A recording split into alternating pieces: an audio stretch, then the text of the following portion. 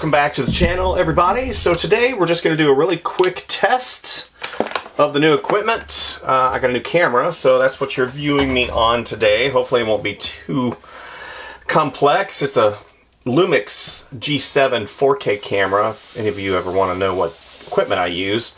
Previous to that, I was using another Lumix camera that recorded 4K video, but it didn't work the way that I wanted it to. It was more or less a bridge camera. For those of you who are unaware what a bridge camera is, it's that camera between the point and shoot and the DSLR and the mirrorless, and the G7 actually is also sort of a bridge camera, but it's a completely mirrorless camera. And it's supposed to have really good video quality. And I know this because I had used one a while back. And by the way, I'm sketching on Bristol board. Talking about the equipment, didn't even get into the fact that I'm sketching and drawing. So we're going to be drawing some birds today. If you haven't already kind of figured that out, I love doing birds. It's just one of those things that I look at them and I just see simple shapes. And for me, it's not necessarily an easy thing to do, but it's kind of a comfort zone, similar to fish. Fish to me are just comfortable. And, you know, I'm always talking about how you should push yourself, but on some days you just want to be in there and not have to think too much and just enjoy the process, you know, enjoy the drawing. And what I'm doing is I'm just drawing some birds. Right now we're doing a toucan. Hopefully everybody's having a wonderful day. I had a interesting day yesterday. Very busy, of course, in the business side of my world. You know, I'm working on multiple projects at once. As I've stated before, you always got to have multiple fires going, which is always a good thing. In case one fire goes out, then you're not really affected that much and you can just continue working. And that's how I run my business now. I used to have a lot of my eggs in one basket, you know, like whenever I worked at Disney, because Disney required so much time and effort. It was hard for me to diversify.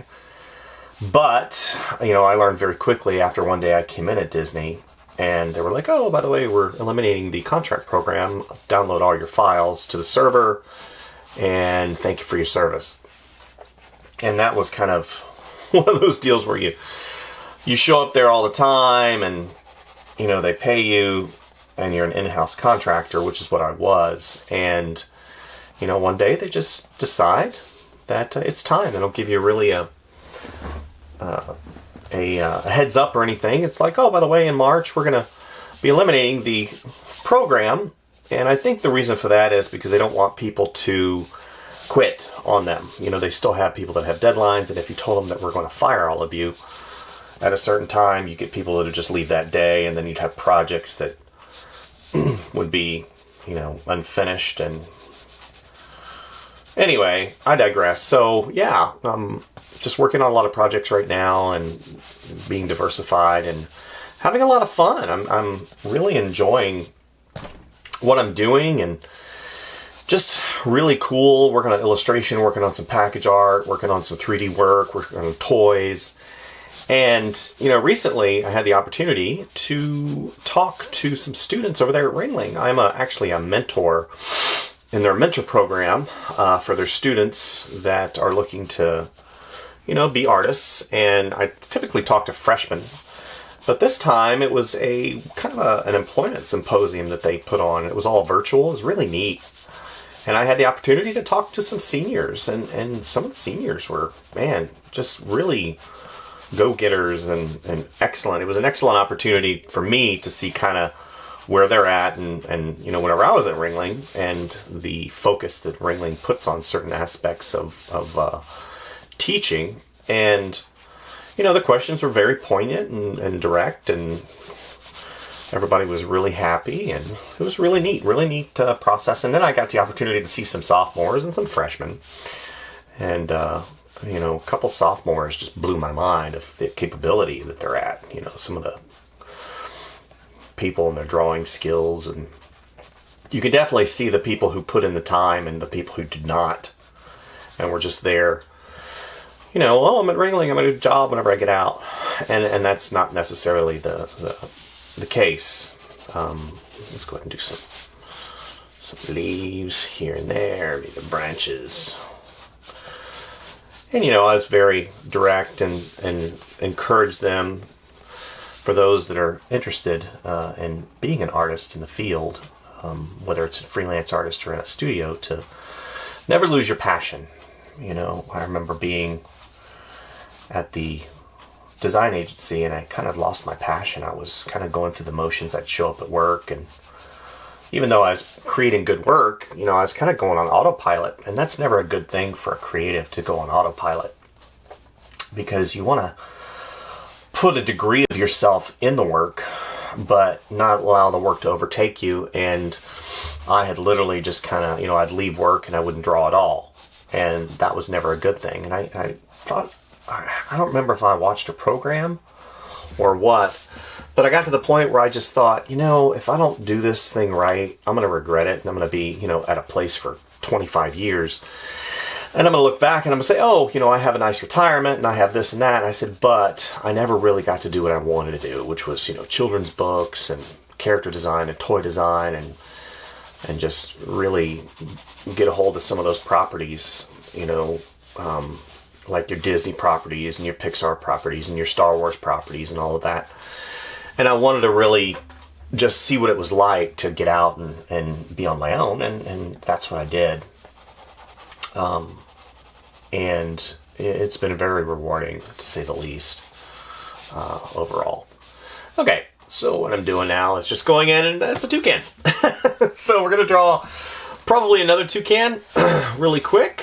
Let's do one over here. Again, this video is not necessarily to teach you guys anything. Of course, it is showing a process of drawing.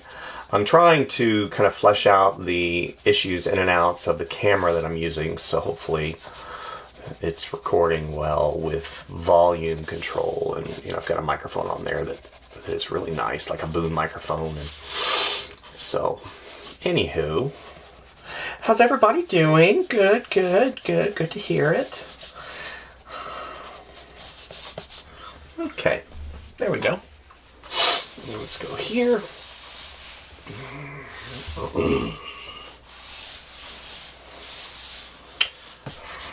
Okay. Sometimes it's good to brush away some of the excess. What happens with these particular pencils a lot of times, you get a little bit of a buildup on the surface, and you can see it. It looks like little particulate matter. So that's what I was doing, brushing stuff away. So, okay. So let's do another one. Let's do one right here.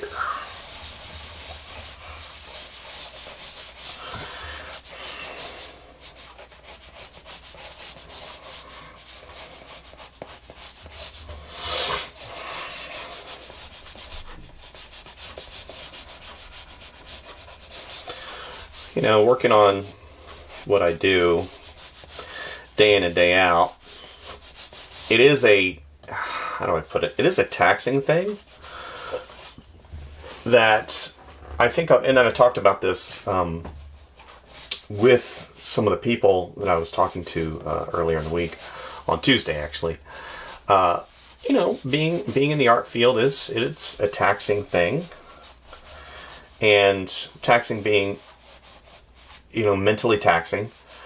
My wife actually has started kind of a new process, a new career, and she's a marketing director. And with that, she has a lot of creative decisions that she makes, and she does websites and stuff like that.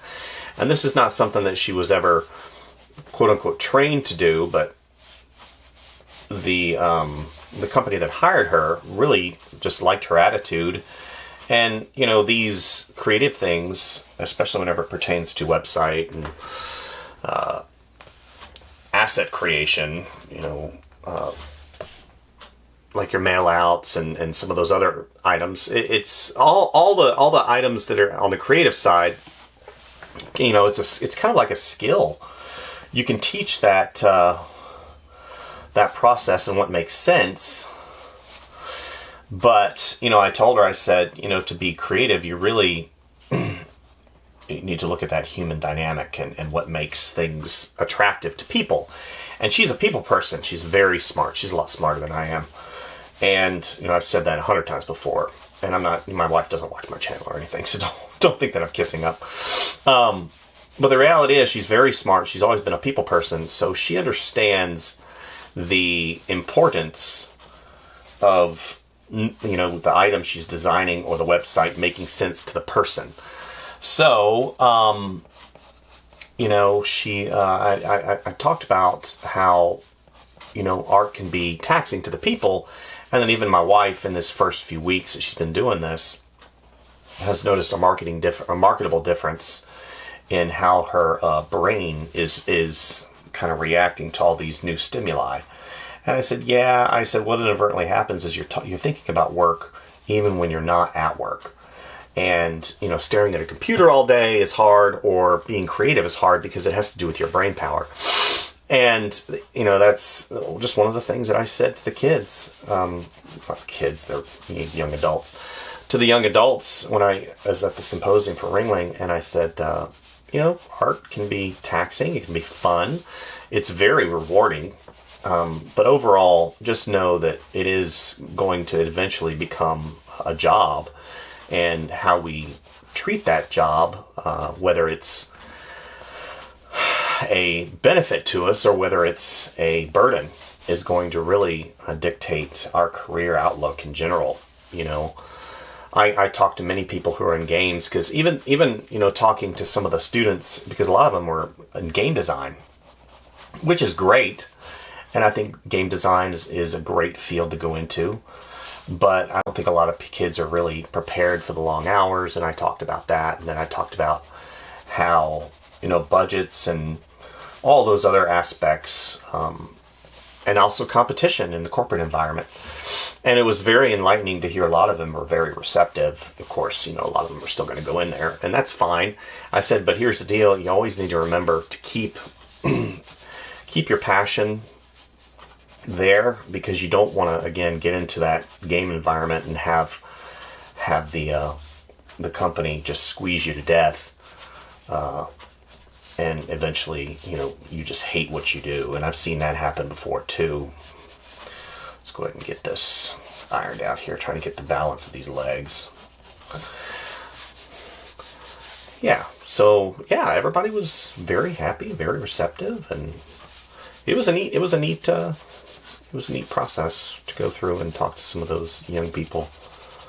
I just love talking to young people and helping them and giving them something that they can use, because I remember we had companies come to Ringling when I was there, and they interviewed us, and I interviewed with Disney and interviewed with some of the other big boys, and they looked at your portfolio, but they didn't have a lot of positive input, unless at one point Disney Feature Animation was gracious to come and say a lot of the things and individually review our portfolios, and that was really cool.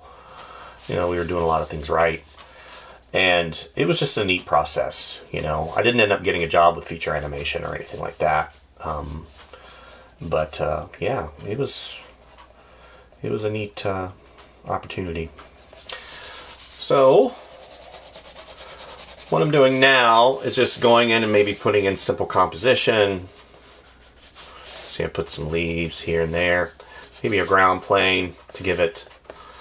he's walking on the ground.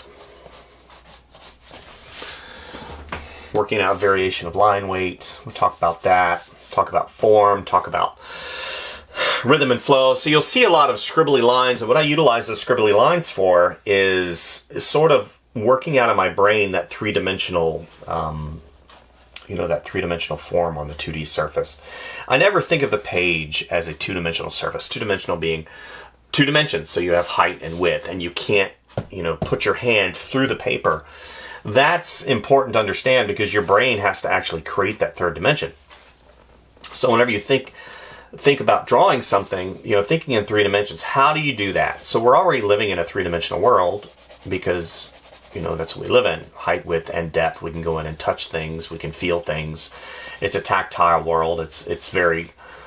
easy as somebody that's lived in a tactile world and a 3-dimensional world to understand that concept. But whenever you translate it into a 2D surface,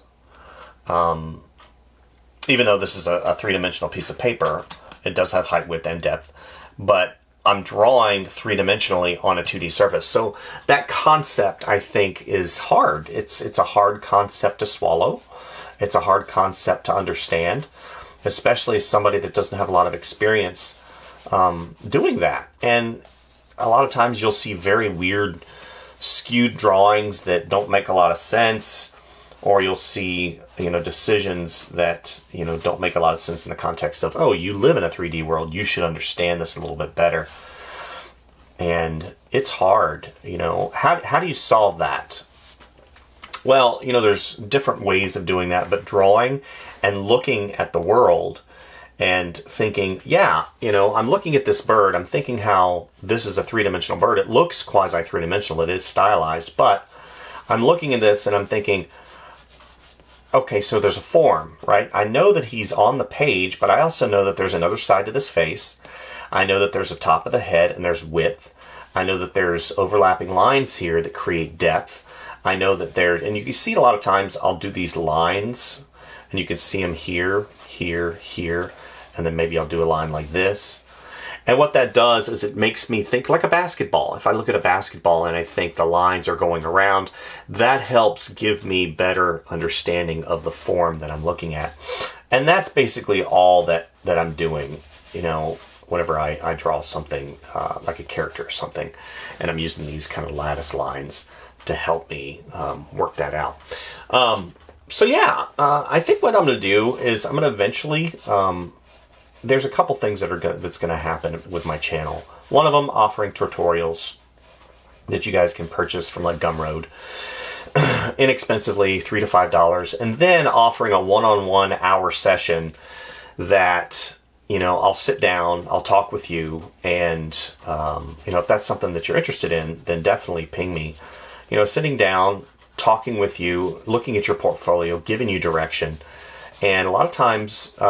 That nudge, just that little encouragement or that little quote-unquote direction change will help point you in the right way. So that's something that I'm looking into. Definitely, my wife's going to be doing my website soon, and we're going to be offering some of those things hopefully by mid-2022. So anyway, hopefully the camera didn't mess up too bad on me. I know it didn't. It did all right. But yeah, these are just a couple drawings for you guys to enjoy today. By the way, the pencil I'm using is a Koh-i-Noor Progresso pencil. It is woodless. I've had a couple of people ask me what this is. I typically use these just for sketch work. I like them because they don't smear. I don't get too much material on my hand. And they're woodless, so I can really get in there and get some nice value whenever I turn it on its side. You can see this, and it really shades nicely. Also, they come in a myriad of colors because they're color pencil. I also use these. These are something you guys should look into. These are also made by Koh-i-Noor, and it's a dry marker. So similar to a highlighter, but it's a dry marker. And I don't use these to sketch with. I use these whenever I'm doing like transparency overlays on my marker work. And what that does is it beefs up the saturation. And it's just a wonderful tool that I utilize in my repertoire, as well as many different types of markers. And we're going to get into some marker drawings here soon as I progress through teaching you guys the ins and outs of drawing. Drawing, that's what this channel is about, right? I do some reviews here and there, but drawing is what it's really about. So thank you guys for visiting the channel. Hopefully you got something today. Please like and subscribe if you like what you see. And as always, go out and do something that benefits you as an artist, right? You never want to sew into anything that doesn't have any return. I'm not saying video games don't have a return, but I think that sitting down and drawing something, as a really relaxation, there is a return. You get a tactile piece of artwork. Also, it invests in yourself. Go out and invest in yourself today. Thank you guys. We'll see you next time. Bye.